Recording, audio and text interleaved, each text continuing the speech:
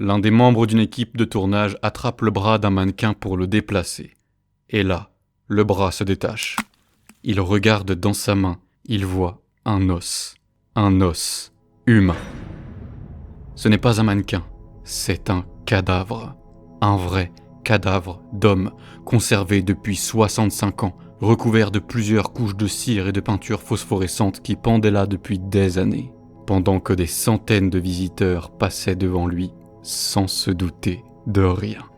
C'est arrivé en décembre 1976 à Long Beach, en Californie. Une équipe de tournage s'installe dans l'une des attractions d'un vieux parc qui s'appelle The Pike. La série qu'il tourne s'appelle L'homme qui valait 3 milliards, que vous connaissez peut-être. Et la scène du jour se déroule dans le Laugh in the Dark, une de ces maisons hantées bon marché comme on en trouvait partout à l'époque. Des couloirs sombres, des lumières ultraviolettes, des mannequins censés faire sursauter les visiteurs. Et c'est justement de ça qu'il s'agit. Et si je vous raconte cette histoire aujourd'hui, c'est parce que cet homme avait un nom, une histoire, et que les deux avaient disparu depuis si longtemps qu'il avait fallu un bras arraché par accident et une pièce de monnaie glissée dans sa bouche pour qu'on s'en souvienne. Aujourd'hui, je vous raconte l'histoire de celui qu'on a retenu comme le pire bandit du Far West.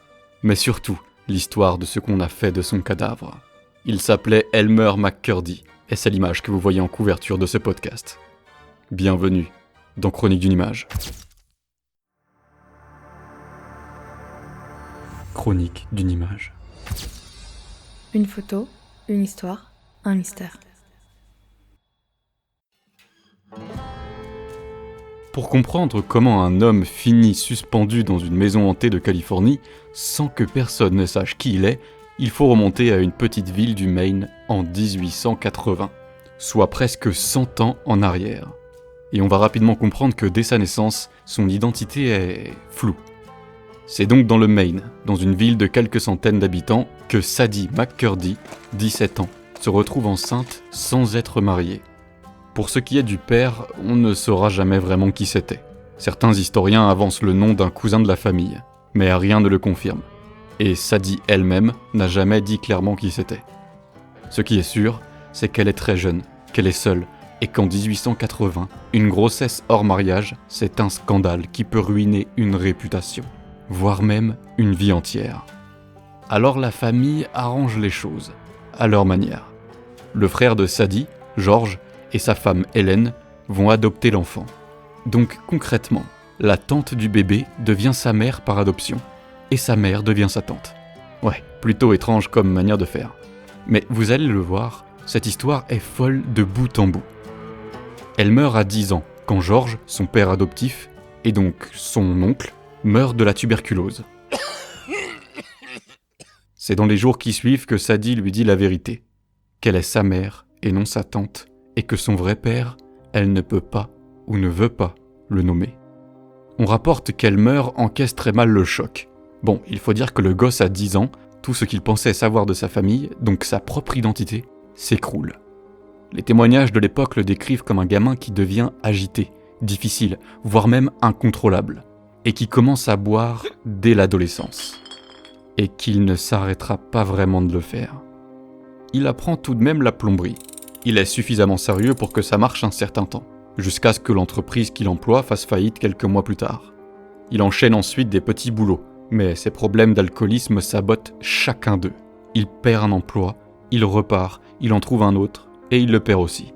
En 1905, il est même arrêté à Iola pour ivresse sur voie publique. Puis, en l'espace de quelques semaines, les 2 derniers liens qui le rattachaient encore au Maine disparaissent. Sa mère Sadie meurt, et son grand-père aussi, d'une maladie rénale. Il n'y a donc plus rien pour lui là-bas. Alors il part vers l'ouest, comme beaucoup d'hommes de cette époque qui n'avaient plus rien à perdre. Il se retrouve au Kansas, dans les mines de plomb du Missouri, avec plusieurs faux noms dans les poches. Oui, parce qu'Elmer veut repartir de zéro, donc il crée de nouvelles identités à chaque nouveau départ. Et il utilisera ce procédé bon nombre de fois. Mais tout cela se résume concrètement par plusieurs identités, plusieurs villes, plusieurs départs ratés. Je dis ça parce que vous le verrez par la suite, mais Elmer McCurdy était connu comme le bandit le plus incompétent de l'histoire du Far West. Et cette image a été largement construite après sa mort. Mais un homme qui circule sous plusieurs identités et sait disparaître d'une ville quand ça tourne mal, ce n'est pas exactement ce qu'on peut appeler un idiot. Les historiens qui ont épluché ses archives le confirment. En 1907, à force de se faire virer de ses boulots, il s'engage dans l'armée américaine où il sert au Kansas pendant 3 ans. Il y reçoit une formation aux mitrailleuses et à la nitroglycérine, qui est un explosif puissant. Retenez bien ça, ça aura son importance pour la suite. Il est libéré honorablement en 1910, il a 30 ans, un casier vierge et quelques idées en tête. À sa sortie de l'armée, Elmer n'a pas encore officiellement décidé de braquer quoi que ce soit. Ce qui est sûr, c'est que quelques mois après sa libération, en 1910, il se fait arrêter en compagnie d'un ancien camarade. Dans leurs affaires, on retrouve des outils de cambriolage et de la nitroglycérine, l'explosif dont je vous parlais à l'instant. La police leur demande alors évidemment ce qu'ils font avec tout ça. Alors je ne sais pas ce que j'aurais répondu à leur place, mais leur réponse, c'est qu'ils travaillent sur une mitrailleuse actionnée par une pédale. C'est le genre d'explication qui est soit tellement absurde qu'elle ne peut pas être inventée, soit suffisamment ingénieuse pour avoir convaincu le tribunal, j'imagine. Parce que le tribunal les acquitte effectivement. Alors, on ne sait pas exactement la raison, mais les 2 hommes ressortent libres. L'Amérique et les armes à feu. Une grande histoire d'amour. Bref, sur le moment, l'histoire s'arrête là. Elmer est acquitté, il ressort libre, et cette fameuse mitrailleuse actionnée par une pédale ne verra jamais le jour. En revanche, la nitroglycérine, elle, va leur servir très bientôt. Quelques mois plus tard, au printemps 1911, Elmer, sûrement désespéré de ne pas pouvoir trouver un travail, décide d'utiliser ses compétences acquises par l'armée pour un braquage. Ou plutôt, plusieurs braquages qui, on peut le dire, n'ont pas eu un franc succès. Il s'y est pris à 3 fois. Première tentative au printemps 1911. Un train entre le Kansas et l'Oklahoma. Lui et ses complices ont entendu parler d'un coffre contenant plusieurs milliers de dollars. Ils parviennent à arrêter le train, récupèrent le coffre et Elmer sort sa nitroglycérine. Sauf qu'il en met beaucoup trop. L'explosion est si violente qu'elle détruit une grande partie de ce qu'il venait justement chercher. Selon plusieurs récits basés sur la presse de l'époque, des pièces d'argent auraient carrément fondu sur les parois. Ils repartent avec presque rien. Deuxième tentative, peu de temps après, en septembre 1911. Une banque au Kansas cette fois. Et il faut croire qu'Elmer n'apprend pas de ses erreurs car c'est exactement le même schéma. L'explosion arrache la porte extérieure du coffre, traverse la salle et endommage le bâtiment. Mais l'argent est dans le compartiment intérieur qui résiste très bien. Le bilan ? 150 pauvres dollars dans un tiroir secondaire de la banque. Bon, troisième tentative alors, ça devrait être la bonne. Cette fois, ils ont prévu moins d'explosifs. Elmer et ses hommes ont eu vent d'un train qui transporterait 400 000 dollars, des redevances pétrolières dues à la nation Osage. 400 000 dollars, une somme qui ferait oublier tous les ratages précédents. Ils parviennent à arrêter le train dans la nuit. Seulement, il s'agit du mauvais train. Le convoi qu'ils visaient se trouvait 2 heures derrière eux, sur la même ligne. Celui qu'ils immobilisent ne transporte absolument rien de valeur. Le bilan de la soirée, 46 dollars. Le revolver d'un agent, son manteau, sa montre et 2 grandes cruches de whisky. 46 dollars.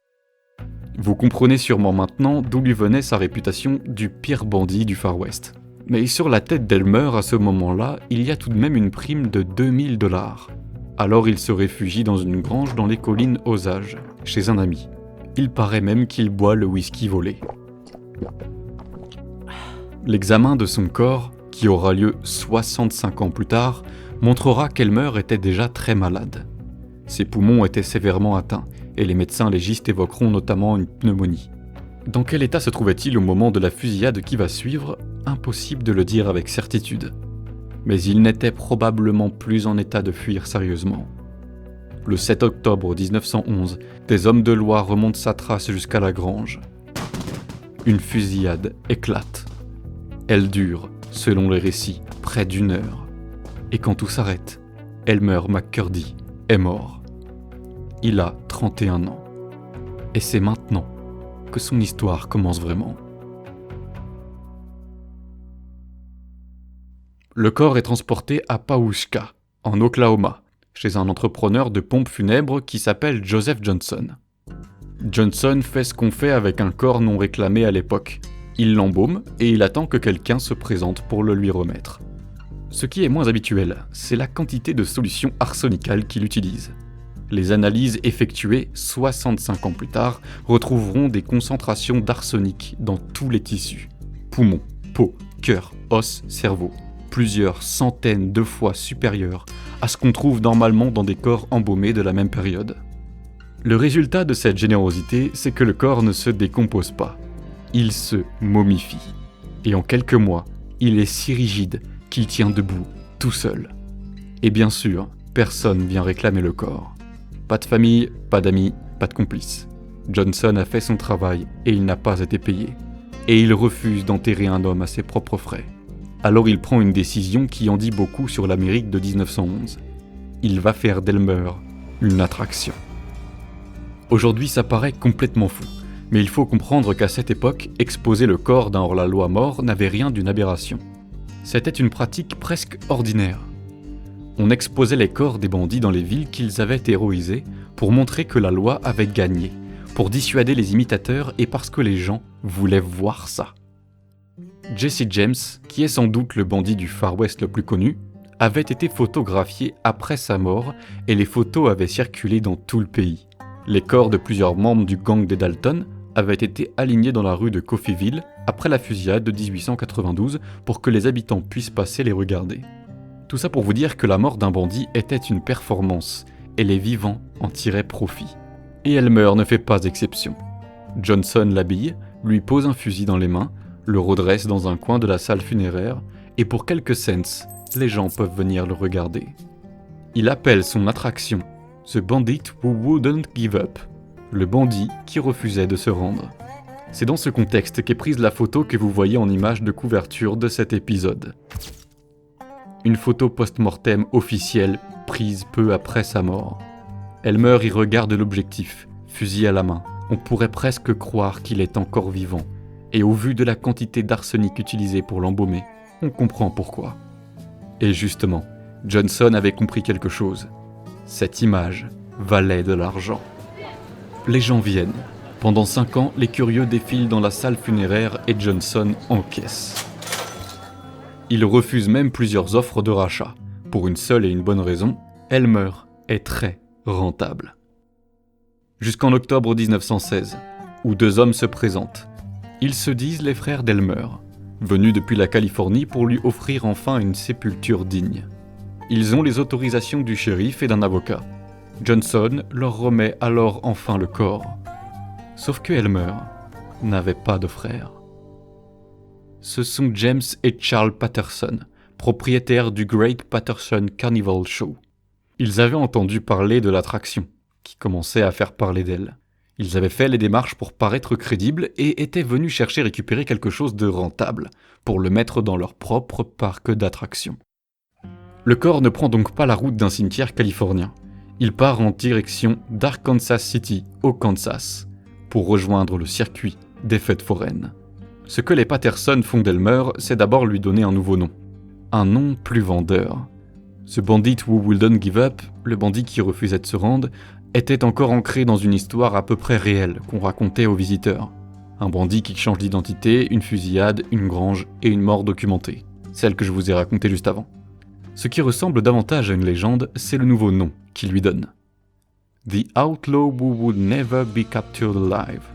Et pardonnez mon accent anglais, mais cela veut dire en français le hors-la-loi qu'on n'aurait jamais pu capturer vivant. Et à chaque ville que traverse le spectacle, la légende s'amplifie. Les braquages deviennent plus spectaculaires dans les récits des forains. Le montant du butin n'a plus grand-chose à voir avec les 46 $ du mauvais train. Ils ont compris une chose, la vérité n'est pas un argument de vente. La légende, si. Elmer parcourt ainsi les foires du Midwest pendant des années. Son vrai nom importe de moins en moins, et sa véritable histoire commence à disparaître derrière celle que les forains racontent. Puis il change de contexte. Quelques années plus tard, le corps rejoint le musée du crime de Louis Sony. Un nom qui, sans que personne ne le sache encore, permettra un jour à Elmer de retrouver son identité. Ce fameux Louis Sony a monté un musée consacré aux grands criminels américains. On y trouve des reconstitutions en cire de Jesse James, Billy the Kid ou encore Bill Doolin. Il y expose des mannequins, des photos, etc. avec des mises en scène soigneusement éclairées. Et au milieu de toutes ces imitations, il y a Elmer, le seul vrai mort de la collection. Les visiteurs passent donc devant un Jesse James fabriqué et devant un Elmer McCurdy qui, lui, a vraiment existé. Mais dans ce contexte, avec les vitrines et les cartels, personne ne fait la différence. Il est devenu une pièce d'exposition parmi les autres, jusqu'à ce que quelqu'un lui invente encore une nouvelle vie. Parce qu'un réalisateur de films d'exploitation décide de l'utiliser pour promouvoir son film sur les dangers de la drogue. Il installe le corps dans les halls de cinéma et le présente comme le cadavre d'un toxicomane mort après avoir dévalisé une pharmacie pour financer sa dépendance. Sa peau ratatinée et durcie par la momification, c'est la preuve, dit-il, des ravages de la dépendance. Elmer McCurdy avait braqué des trains, il devenait maintenant un personnage de propagande. Puis Louis Sony, le directeur du musée, meurt. Après sa mort, le corps est remisé avec le reste de la collection. Ce qui se perd exactement pendant ces années est difficile à déterminer. Les récits se contredisent même sur ce que son propre fils savait encore de lui. Mais une chose est certaine, lorsqu'Elmer quitte définitivement cette collection et passe entre de nouvelles mains, ce qui restait de son histoire ne l'accompagne pas vraiment. Lorsque le fils de Sony récupère la collection, ce qu'il sait exactement du corps reste difficile à établir. Selon certaines versions, il connaît encore son identité.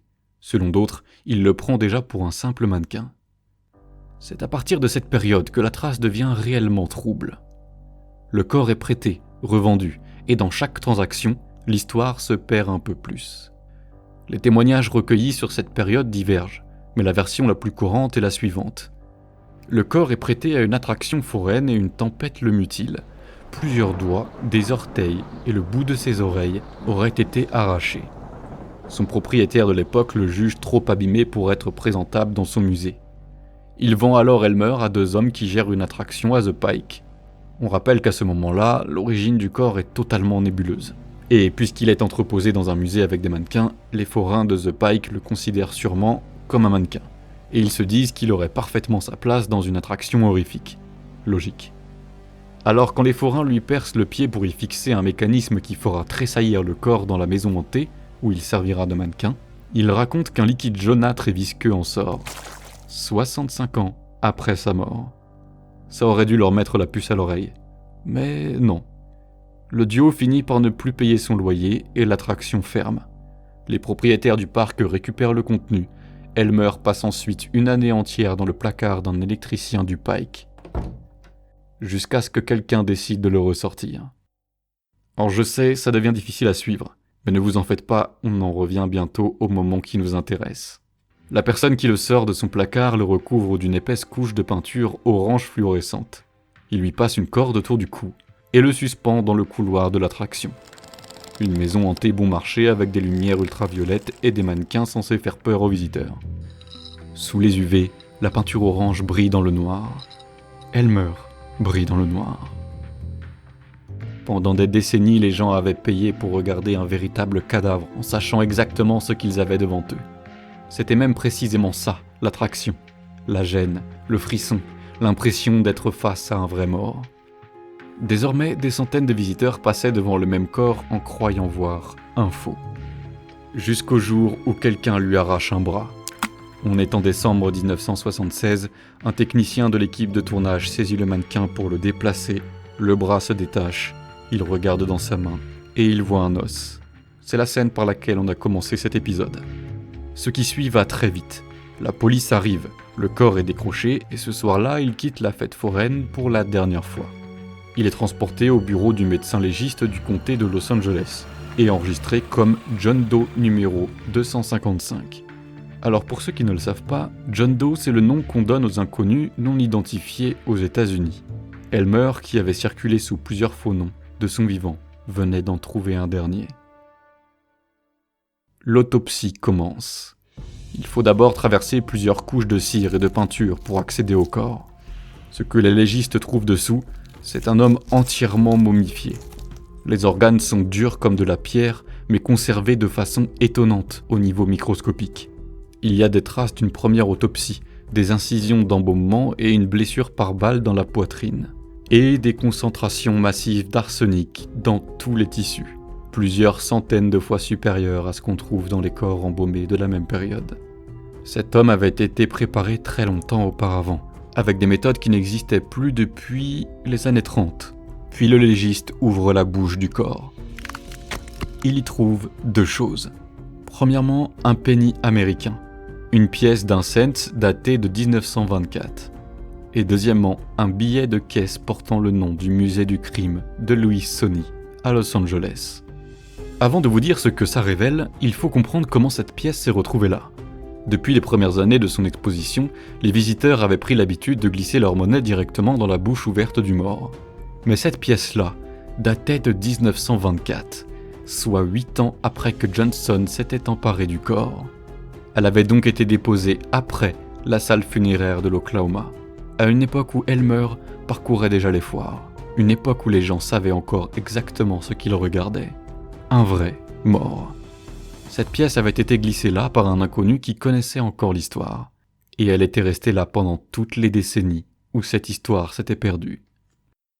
Ces deux objets ouvrent l'enquête, et elles vont clairement aider à retrouver l'identité de ce cadavre. La pièce prouve que le corps a été exposé après 1924. Le billet remonte directement au fils de Louis Sony, interrogé par les enquêteurs, et il confirme. Cette momie faisait partie de la collection de son père. Elle s'appelait autrefois Elmer McCurdy. Mais un témoignage seul ne suffit pas. L'anthropologue judiciaire Clyde Snow est appelé en renfort. Les chercheurs reconstituent le parcours du corps et retrouvent des archives criminelles datant de 1911, l'année où il a effectué ses 3 braquages ratés. Ces archives, ce sont des photographies post-mortem, des mesures anthropométriques et une description mentionnant une cicatrice d'environ 5 cm à l'arrière du poignet droit. La même cicatrice qui est encore visible sur la momie. Ce qui va poser problème, c'est la taille du cadavre. Le corps ne mesure plus qu'environ 1,60 m, alors que les archives d'Elmer indiquaient 1,73 m, soit tout de même 13 cm de différence. Alors Snow calcule la taille originale à partir de la longueur du fémur. Résultat, environ 1,70 m. La momification et les déformations accumulées sur des décennies expliquent donc la différence. Il n'y a pas eu d'analyse ADN, il n'existait pas de dossier dentaire utilisable. Mais le faisceau d'indices est jugé suffisant. Le parcours historique du corps, le penny de 1924, le billet du musée, le témoignage de la famille Sony, la cicatrice, la blessure par balle, l'ancienneté de l'embaumement, tout ça le prouve. L'homme pendu dans la maison hantée de Long Beach est bien Elmer McCurdy. Né il y a presque 100 ans, le 1er janvier 1880, à Washington, dans le Maine. Mort le 7 octobre 1911, dans une grange de l'Oklahoma. 65 ans d'errance pour retrouver son nom.